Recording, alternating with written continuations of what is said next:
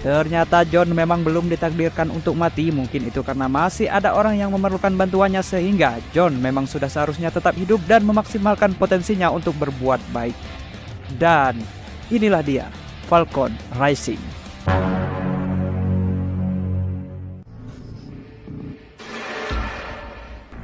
Kisah dimulai saat John didatangi adik perempuannya bernama Cindy, di mana Cindy ini diketahui adalah seorang aktivis kemanusiaan yang ditugaskan untuk menolong anak-anak di sebuah wilayah pinggiran Brazil, tepatnya favela yang memang kurang mendapat perhatian dari pemerintah setempat.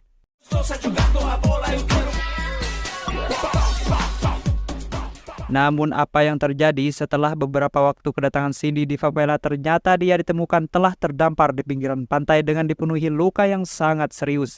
Entah ulah siapa itu dan apa motifnya, namun hal tersebut cukup membuat kaget polisi di sana. Nama dari polisi yang menemukan Cindy ini adalah Katarina, di mana dia ditugaskan untuk mengawasi serta melakukan pendekatan yang baik kepada penduduk favela.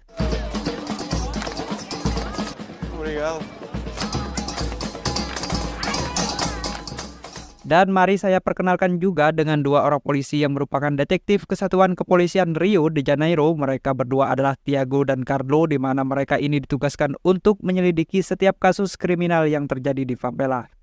Safety. Aqui! Puta! Vai te fuder, porra.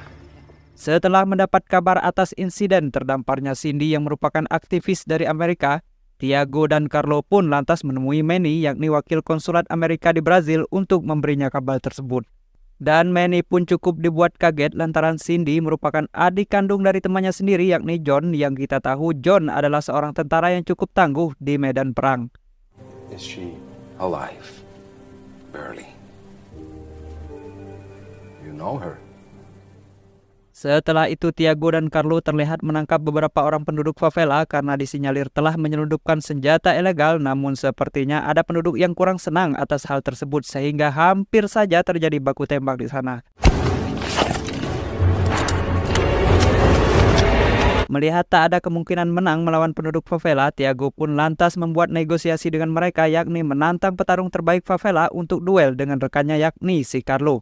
Di mana kesepakatannya adalah jika pihak favela menang melawan Carlo, maka dia akan melepaskan buronannya dan tidak akan pernah kembali lagi. Namun jika pihak tersebut kalah, maka Tiago akan membawa buronannya dan akan lebih sering datang ke sana. Deal.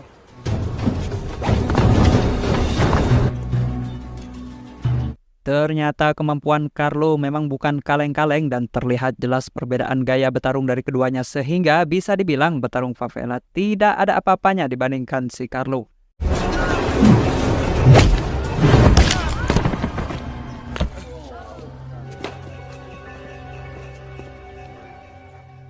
Sementara di tempat lain, berita tentang insiden yang menimpa Cindy pun akhirnya sampai juga ke telinga Babang John, dan betapa kagetnya dia atas hal tersebut mengingat adiknya ini adalah wanita yang baik-baik yang rasanya cukup ganjil. Dia bisa terlibat aksi pembunuhan. Manny. John? Singkat cerita, tibalah John bersama Manny di rumah sakit tempat di mana Cindy dirawat. Dan saat melihat kondisi adiknya tersebut, John pun kembali teringat saat masa peperangannya, di mana hal itu sempat membuat Manny khawatir. John tidak bisa mengontrol dirinya. John, you okay? Tak lama datanglah Tiago yang memang ditugaskan menyelidiki kasusnya si Cindy. Namun saat ini Tiago memang belum menemukan petunjuk apapun mengenai siapa pelakunya. Akan tetapi menurutnya Cindy mungkin terlibat kasus perampokan oleh penduduk setempat. Namun tampaknya John tidak puas dengan kesimpulan konyol itu sehingga dia pun bersikeras ingin pergi ke Brazil untuk melihat sendiri TKP kejadian. Exactly a tourist destination. I'm not your regular tourist. Sesampainya di sana, John pun diperkenalkan dengan Katarina, yang mana saat mereka tengah mengobrol-ngobrol tiba-tiba, iya, saat ada suara yang mengagetkan, secara refleks John pun langsung mengambil pistol milik Katarina sehingga mereka berasumsi bahwa John bukanlah orang sembarangan dan sudah terbiasa memegang pistol. My sidearm, please.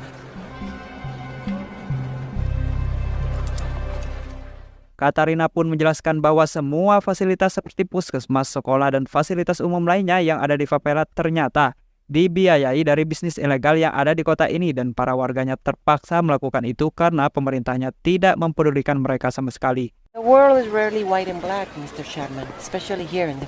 There. Come with me.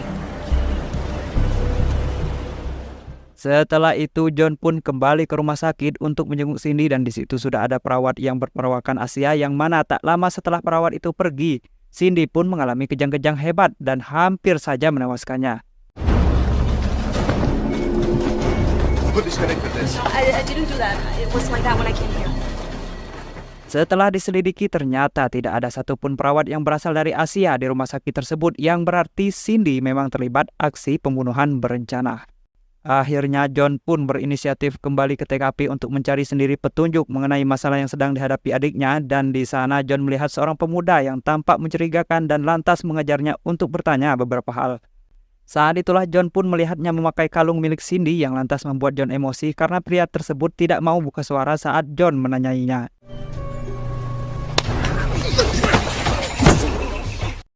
Akhirnya terjadilah perkelahian kecil di mana John dikepung beberapa preman di sana, namun sepertinya mereka bukanlah preman yang tangguh karena John dengan mudah, bahkan sangat mudah mengalahkan mereka semua.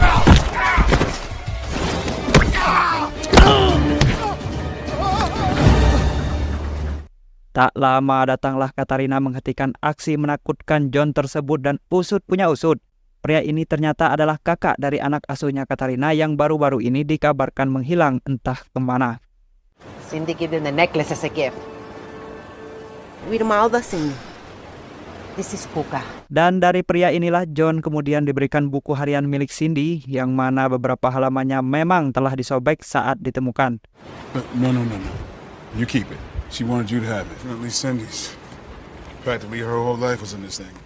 Dari buku harian inilah John kemudian menemukan nomor telepon seseorang yang ternyata adalah seorang fotografer yang bekerja dengan Cindy sebelumnya, sehingga diharapkan ada sebuah petunjuk yang bisa John dapatkan dari pria tersebut. Namun sepertinya dia tidak ingin berbicara panjang lebar mengenai masalah yang sedang dihadapi Cindy, namun menurutnya Cindy sudah masuk terlalu jauh dalam kasus penculikan anak di favela yang selama ini memang tidak ada seorang pun yang memperdulikannya. Karena tak ada informasi yang berarti, John pun diam-diam mengambil flash disk milik si fotografer tersebut, dan saat akan pergi itulah tiba-tiba mobilnya pun meledak yang sepertinya itu adalah ulah si perawat bermuka Asia yang sebelumnya dilihat oleh John. Saat mengejarnya itulah tiba-tiba muncul beberapa orang bertato menembaki John dan akibatnya seorang polisi pun harus menjadi korban atas insiden tersebut, namun beruntungnya John masih berhasil selamat.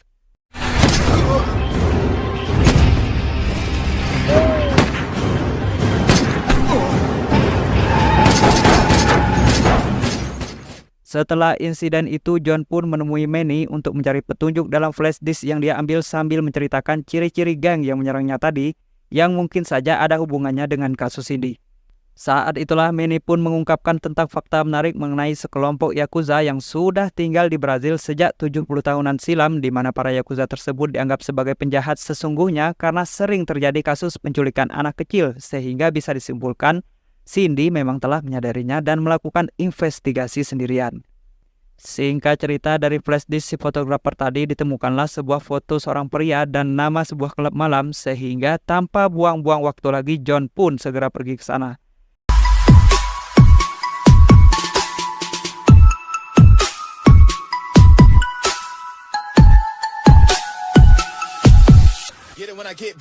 Dan memang benar pria tersebut ternyata berada di klub tersebut.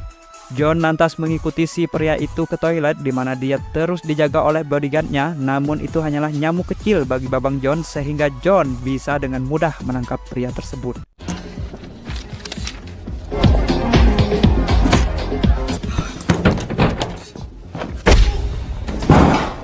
Awalnya pria tersebut tak ingin bicara apapun mengenai Cindy, namun setelah babang John mencelupkan kepalanya ke lubang kloset, si pria itu pun akhirnya mau buka suara mengenai pelaku yang telah membuat Cindy menderita, di mana pria tersebut memberikan sebuah alamat yang menjadi tempat bisnis si pelaku.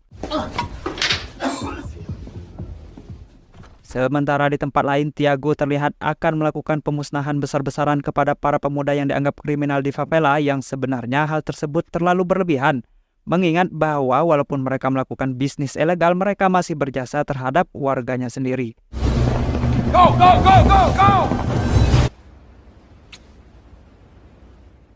Kembali kepada si John yang saat ini tengah menuju titik lokasi tersangka sambil memeriksa berkas milik si pria tadi yang ternyata ditemukanlah bahwa pria ini bernama Lima dan pekerjaannya adalah memalsukan berkas-berkas bea cukai. Ah, shit, these are fake.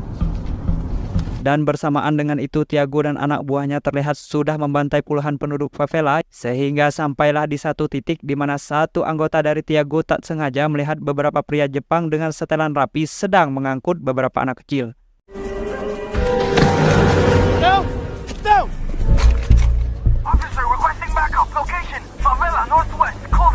Menariknya saat Tiago datang ke sana dan melihat orang Jepang itu sudah tertangkap, si Tiago itu justru membunuh anggotanya sendiri.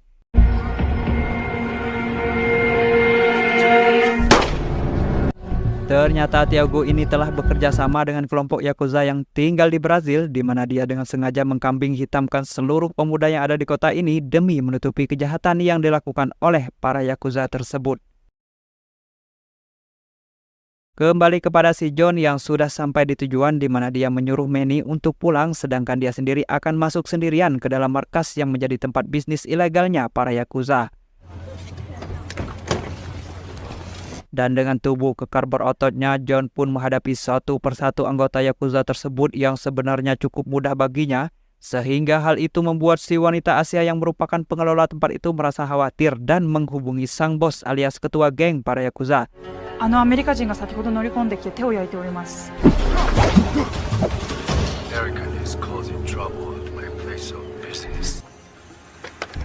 Dan kita pun akan diperlihatkan betapa kejamnya beliau ini di mana si bos Yakuza tersebut dengan santainya menusuk si pria yang ada di klub malam waktu itu karena dianggap telah mengkhianati dia dan kelompoknya.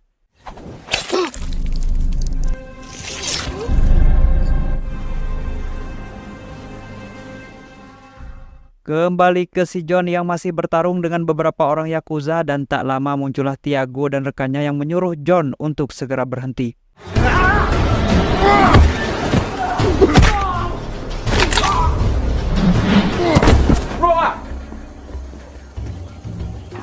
John pun menunjukkan sebuah koper yang ditemukannya di mana si John yakin bahwa isi dari kertas tersebut merupakan bukti-bukti kejahatan yang sudah dilakukan oleh para kelompok Yakuza tersebut. Mr. Chapman, why don't you give me Mr. Lima's briefcase? We'll handle it from here. Namun saat akan pergi, si John pun tersadar bahwa tadi Tiago sempat menyebutkan sebuah nama yang merupakan nama dari pemilik koper, padahal si John sendiri tidak memberitahunya apa-apa. Menyadari Tiago telah bersekongkol dengan para Yakuza, John pun meminta Katarina yang juga berada di sana agar menjaga keamanan adiknya di rumah sakit karena dia sendiri berencana mengikuti kemana Tiago pergi.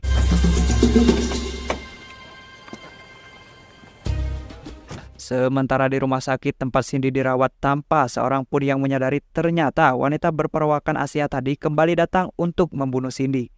Beruntungnya saat itu Katarina datang tepat waktu dan segera membunuhnya di sana.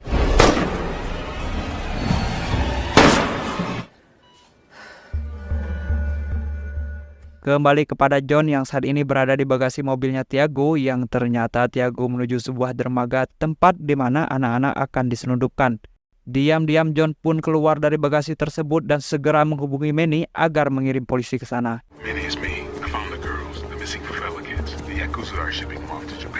Sembari menunggu polisi datang, John pun memutuskan untuk menghabisi mereka semua dengan hanya bermodalkan tekad serta keinginan luhur. John pun ternyata bisa dengan mudahnya melumpuhkan satu persatu dari mereka.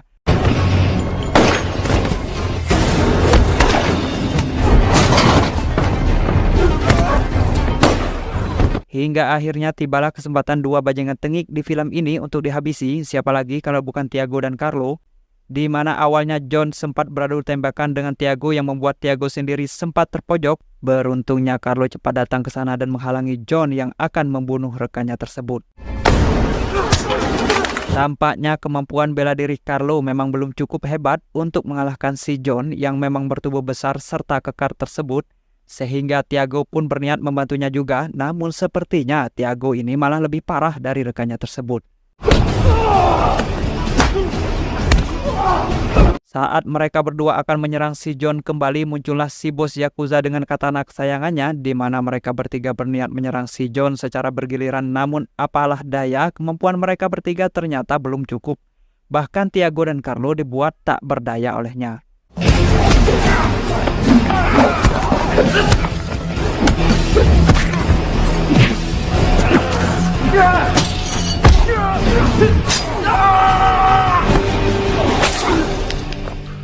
Kini hanya tersisa si botak saja, dan untuk melawannya John pun mengambil 2 buah besi yang digunakan sebagai senjatanya sehingga pertarungan tersebut bisa sedikit seimbang. Namun seperti yang kita tahu, pemeran antagonis biasanya akan kalah.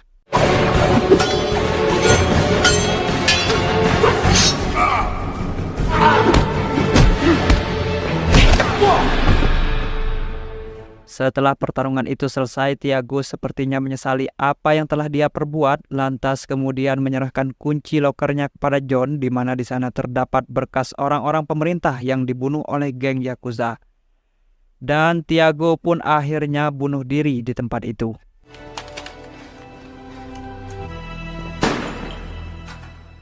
Setelah semuanya berakhir, John ternyata masih memiliki masalah, yakni kondisi adiknya yang tidak mungkin bisa sembuh dengan cepat, sehingga dia harus tetap dirawat di rumah sakit, dan tentunya biayanya juga tidak sedikit, sehingga mau tidak mau John harus menerima tawaran Manny. One other thing you have to consider, Cindy's condition. And if I take the job, you'll make sure Cindy's taken care of. Tamat ending yang mengejutkan. Oke semuanya, terima kasih sudah menonton sampai selesai rekap film kali ini. Semoga kalian tetap sehat dan dilancarkan rezekinya. Saya pamit bertugas dan sampai jumpa lagi di rekap film selanjutnya.